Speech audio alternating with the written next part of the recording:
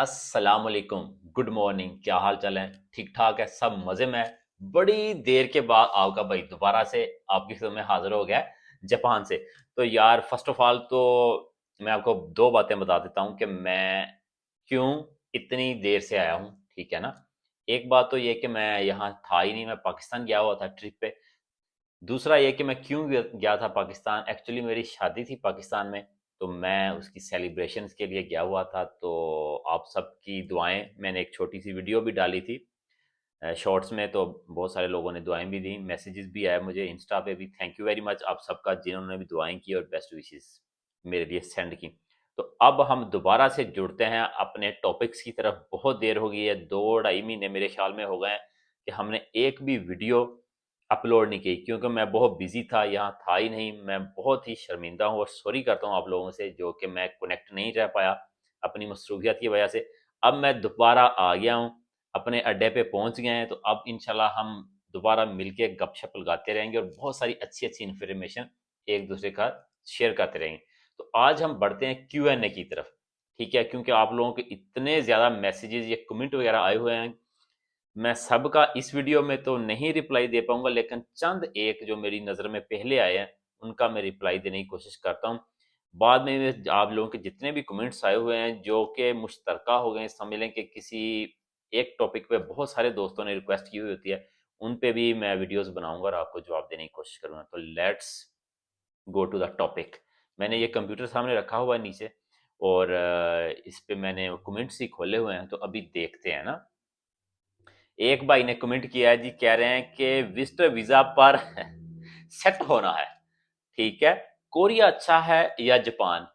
Korea में G1 card मिलेगा और जापान में क्या? ये एक देख लें कि मैंने पहला ही सवाल वो उठाया है, इससे मिलते जुलते और भी बड़े आए हुए हैं ना।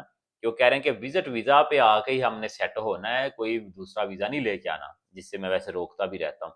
तो बताएं कौन सा मुल्क बेहतर है? इसमें दो सवाल हो गए ना, मुल्क का, और फिर वो कह रहे हैं कि कोरिया में तो G1 वीजा मिलता है कार्ड, यहाँ पे क्या मिलता है?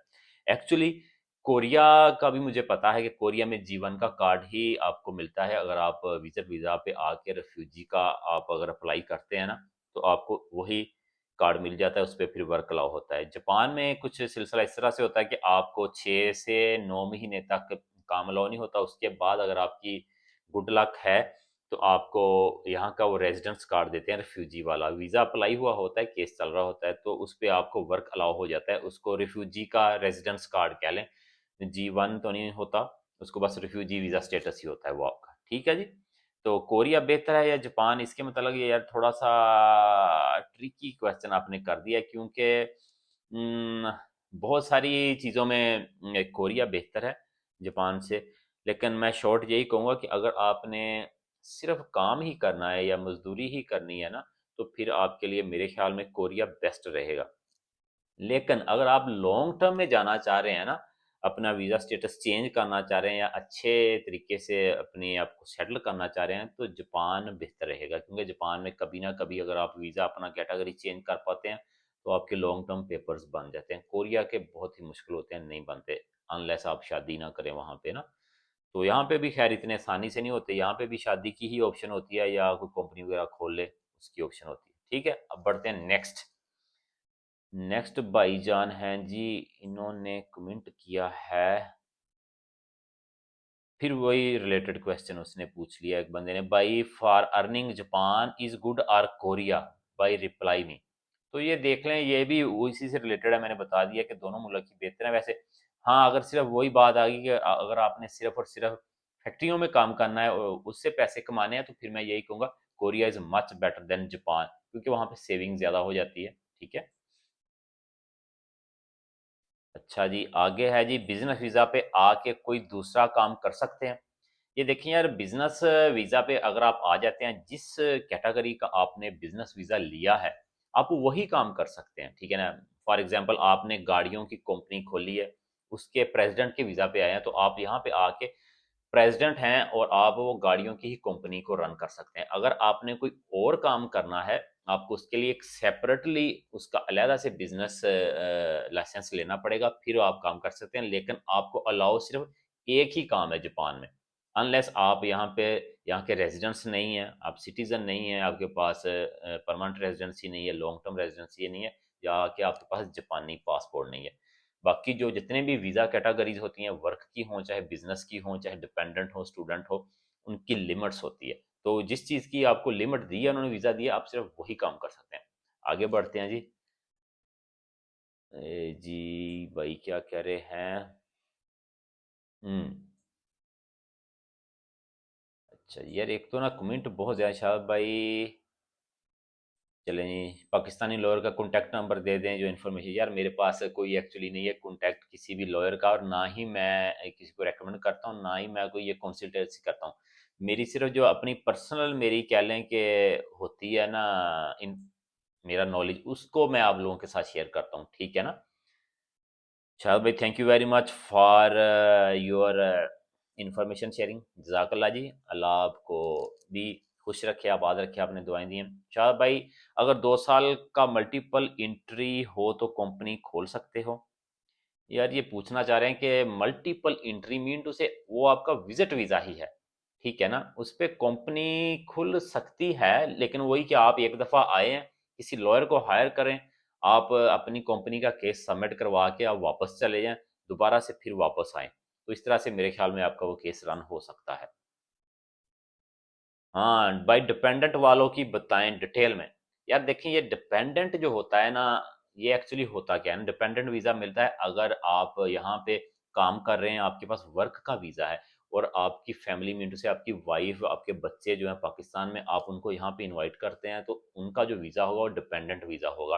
अनलेस कि आप यहाँ पे रेजिडेंस नहीं है, ठीक है ना। अगर आप, चाहे आप रेजिडेंट हैं किसी कंपनी के, चाहे आप किसी कंपनी में काम कर रहे हैं, अगर आप अपने बीवी बच्चों को यहाँ पे बुलाते हैं ना, तो आपके बीवी बच्चों का वीज़ा स्टेटस स्टार्ट में यही होगा डिपेंडेंट, अनटिल आप खुद यहाँ पे जापानीज रेजिडेंस ना बन जाए, मीन टू से परमानेंट रेजिडेंसी ना ले लें, या आप लॉन्ग टर्म रेजिडेंसी ना ले लें, या जापानीज ना बन जाए, फिर उनका भी स्टेटस आपके साथ ही चेंज हो जाएगा। अनलेस वो डिपेंडेंट होंगे। और वो क्या कर सकते हैं, अगर आप स्टूडेंट हैं, आप अपनी वाइफ को यहाँ बुलाते हैं या हस्बैंड को बुलाते हैं, तो वो आपकी डिपेंडेंट होंगी या डिपेंडेंट होंगे। तो वो उनको काम होता है अलाउ जापान में डेली का, इवन स्टूडेंट्स को भी 4 घंटे का काम, वो 4 घंटे डेली काम कर सकते हैं, ठीक है, एक दिन में। और एक वीक में उनको 28 आवर्स अलाउ होते हैं, ठीक है ना। तो एक महीने में मेरे ख्याल में 110-12 घंटे हो गए, जितने भी आप काउंट कर लीजिएगा, उनको अलाउ होते हैं एक महीने में। वो काम कर सकते हैं और आपको, आपकी वो हेल्प कर सकते हैं किसी भी जगह पे। वो 4 घंटे, उनको कोई लिमिट नहीं होती कि वो सिर्फ यहाँ पे काम कर सकते हैं और यहाँ पे नहीं कर सकते। वो जापानी किसी कंपनी पे, किसी कन्वीनियंस स्टोर पे कोई भी पार्ट टाइम जॉब करके आपका सहारा बन सकते हैं, लेकिन सिर्फ 4 घंटे उनको अलाउ हुआ काम, ठीक है। अगर 4 घंटे नहीं है, मिसाल के तौर पे वो डेली नहीं करते, वो सिर्फ वीकेंड पे ही कर लेते हैं, 2 दिन कर लें, 11-11 घंटे भी कर लें, सैटरडे संडे को कर लें, ठीक है। तो फिर भी, क्योंकि उनकी लिमिट वीक की है, उसके बाद पूरे महीने की है, कि एक महीने में उनको 110-12 घंटों से ऊपर नहीं जाना होता, लीगल वे जो है। तो दूसरा उन्होंने कहा जी कि मिनिमम जो सैलरी है वो क्या होती है ना, डिपेंड स्टूडेंट वीजे की है। या इसमें वीजे का कोई नहीं होता कि किस वीजा की, अगर आपके पास वर्क अलाउ है या वर्क परमिट है, चाहे 4 घंटे का है, चाहे फुल टाइम का है, अगर अलाउ है कानूनी तौर पे आपको काम करना है जापान में, ठीक है, तो फिर आप पे सिर्फ डिपेंड करता है कि आप किस जगह पे जाके काम कर रहे हैं, उसकी बात होगी। कि अगर आप किसी फैक्ट्री में काम करते हैं, हार्ड काम करते हैं, जिसकी के रिक्वायरमेंट ज़्यादा है, आम बंदा काम नहीं करता, उसकी सैलरी ज़्यादा होगी। या आपके पास कुछ एक्स्ट्रा ऑर्डिनरी स्किल है जो कि आम बंदों के पास नहीं होता, ऑफ कोर्स उसकी भी सैलरी जो होगी ज़्यादा ही होगी पर आवर। मिनिमम मैं आपको बता देता हूँ, तकरीबन मिनिमम जो है ना 1000 जापानीज येन, वो 1 घंटे की आपकी लगेगी ही लगेगी। चाहे आप स्टूडेंट वीज़ा पे पार्ट टाइम किसी मैकडोनल्ड पे काम कर लें, केएफसी पे, किसी आप चले जाएं कन्वीनियंस स्टोर पे, तकरीबन 1000 जापानीज येन तो मिनिमम आपको लगेगी भी, इवन रिमोट एरियाज़ में। अगर बड़े सिटीज़ की बात करें, जैसे टोक्यो है, ओसाका है, वहाँ पे कन्वीनियंस स्टोर पे भी ज़्यादा सैलरी होती है पर आवर्स, लाइक मे बी 1200 तक भी होती होगी, मे बी इससे ज़्यादा भी। और फिर डे और नाइट की ड्यूटी का भी डिफरेंस होता है, रात 10 बजे के बाद भी आपको 25% एक्स्ट्रा सैलरी मिलती है वही काम करके, जो कि दिन टाइम में, जैसे दिन में अगर किसी की 1000 रुपये सैलरी है, तो रात में 1 घंटे की वो 1250 हो जाती है 25% प्लस। ठीक है जी, आपको भी पता चल गया होगा। जल्दी जल्दी और क्वेश्चन ले लें एक दो। इस वीज़ा पे आके वर्क कर सकते हैं। दूसरा क्वेश्चन, यार आपका क्वेश्चन ही अधूरा है भाई, क्या करूं मैं ना। हाँ, कह रहे हैं जी दूसरा क्वेश्चन या कि अगर हमारे पास बिजनेस के लिए पैसे ना हो तो फिर क्या करें वीज़ा हासिल करने के बाद जापान जाकर। इधर ही आंसर कर दें कमेंट में, शुक्रिया। ये अभी मेरे ख्याल में कमेंट आया वीडियो बनाते बनाते, तो यार मैं इधर ही चले आपको अभी कर देता हूँ इसका रिप्लाई ना। यार फर्स्ट ऑफ ऑल तो ये है कि अगर आप बिजनेस वीज़ा पे यहाँ पे आ रहे हैं ना, तो ऑफ कोर्स बिजनेस वीज़ा मिलता ही पैसों के साथ है। आपको अपना बिजनेस के लिए जो इन्वेस्टमेंट है वो शो करवानी पड़ती है। पाकिस्तानी तकरीबन वो 1.25 करोड़ रुपया बन जाती है। ठीक है, जापानीज कुछ 60 से 70 लाख येन होते हैं, पाकिस्तानी डबल हो जाते हैं, 1 करोड़ 30 लाख 40 लाख के करीब वो अमाउंट होगी। वो आप शो करवाते हैं ओरिजिनल वे के तरीके से, आपके पास कैसे वो पैसा आया, आप जापान कैसे लेके आए, सारा कुछ जब आप शो करवाते हैं, जब आपकी कंपनी खुलती है, इतना पैसा आपके अकाउंट में होता है, फिर ही जाके वीज़ा मिलता है। तो ऑफ कोर्स आपके पास पैसे हैं, फिर ही काम कर सकते हैं। अदरवाइज पैसा आपको बिजनेस वीज़ा तो आपको जापान का मिल ही नहीं सकता। ठीक हो गया जी। अभी फ़िलहाल मेरे ख्याल में मैं इतने ही कमेंट्स लेता हूँ क्योंकि ये फिर वीडियो लंबी हो जाएगी।